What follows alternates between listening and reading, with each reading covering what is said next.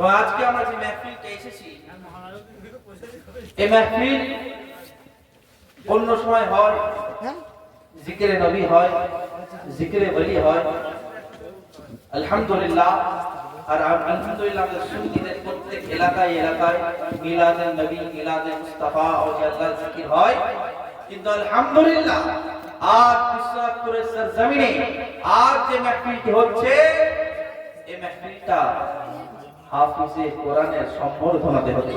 সুবহানাল্লাহ।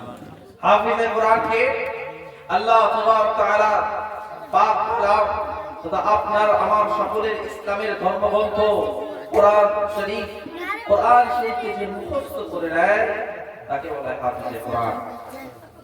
আর হাফিজে কোরআন যে হয়ে যায় আল্লাহ তাআলার যে পয়গম্বর রাসূলুল্লাহ সাল্লাল্লাহু আলাইহি ওয়াসাল্লাম যে পুরো কোরআনটা সিনার মধ্যে নিয়ে আসলো, আল্লাহ তাআলা তার মাথায় এমন তাজ করাবে তার আব্বা আম্মার মাথায়, সূর্যের দেখে সূর্য থেকে আরো উজ্জ্বল, আরো জ্যোতিওয়ালা তারা। সুবহানাল্লাহ।